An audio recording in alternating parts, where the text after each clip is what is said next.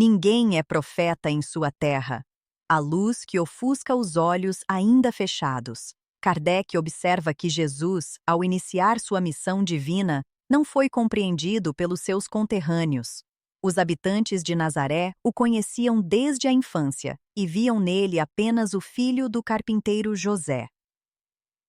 Quando o mestre começou a ensinar com autoridade moral e espiritual, muitos se escandalizaram e disseram: "De onde lhe vem tamanha sabedoria?" Esse episódio, longe de ser singular, é reflexo de uma lei psicológica universal. O preconceito é o primeiro obstáculo da verdade. A familiaridade produz uma espécie de cegueira moral. A mente humana tende a julgar o valor espiritual de alguém pela aparência, pela origem social ou pelo passado conhecido, e não pelo brilho de sua alma. Foi assim que os doutores da lei, presos às tradições e ao orgulho de sua posição, não perceberam a grandeza divina que se manifestava diante deles.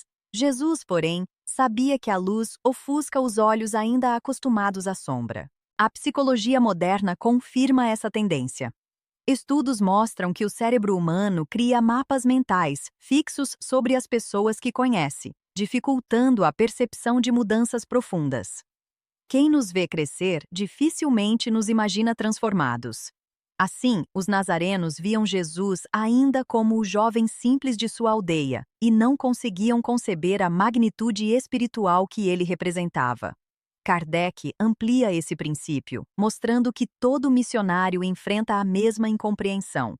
Os espíritos enviados à Terra para renovar ideias e valores são, quase sempre, rejeitados pelos que se apegam ao passado.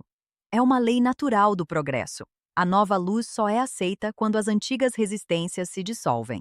O orgulho humano teme o que não compreende, e por isso a verdade é sempre recebida primeiro com ironia, depois com hostilidade, e só mais tarde com reconhecimento.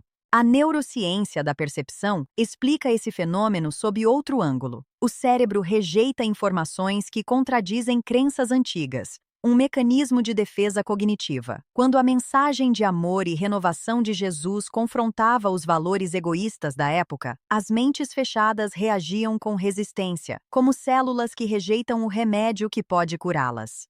A revolução espiritual proposta pelo Cristo não era apenas religiosa, mas psicológica, exigindo a morte do ego e o renascimento da consciência. A física quântica da consciência oferece um paralelo simbólico. Toda vibração nova provoca instabilidade, até que o sistema encontre nova harmonia. Da mesma forma, a chegada de um espírito luminoso desorganiza temporariamente o campo vibratório coletivo, porque sua energia superior acelera o ritmo moral da humanidade. Os que não suportam essa frequência reagem com medo, inveja ou negação. É a resistência vibratória ao progresso espiritual. Kardec explica que os missionários do bem jamais devem estranhar a ingratidão ou a incompreensão. Essas provas são parte da missão, porque o exemplo e o sofrimento são as formas mais poderosas de ensino. Jesus, ao ser rejeitado por sua própria terra, mostrou que o verdadeiro profeta não busca glória pessoal, mas a fidelidade à verdade divina, mesmo quando o mundo o repele. Ele não veio ser adorado, veio ensinar o caminho da ascensão moral pela vivência do amor. A sociologia espiritual mostra que os grandes transformadores, Sócrates, Galileu, Gandhi, Allan Kardec, também foram combatidos pelos seus contemporâneos. A humanidade, em cada época, precisa ser sacudida pela coragem dos que pensam e sentem além do tempo. Assim como a semente rompe o solo escuro antes de ver a luz, a verdade nasce sempre em meio à resistência. O Espiritismo, ao retomar essa lição, convida cada um a reconhecer os profetas anônimos que vivem entre nós, os que, silenciosamente, espalham luz em meio à indiferença. Eles são os missionários cotidianos, incompreendidos e às vezes ridicularizados, mas que mantêm acesa a chama do bem. Porque ser profeta não é prever o futuro, e sim revelar o presente sob a luz da verdade.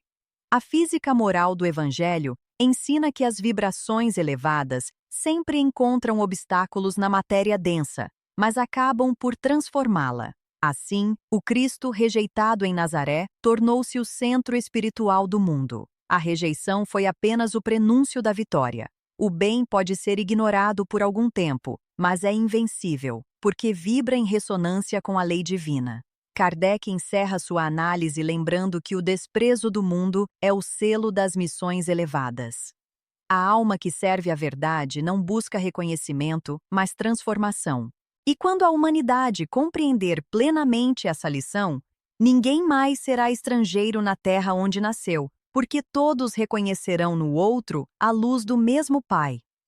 Compreender ninguém é profeta em sua terra é compreender que o verdadeiro reconhecimento vem do alto, e não da opinião humana.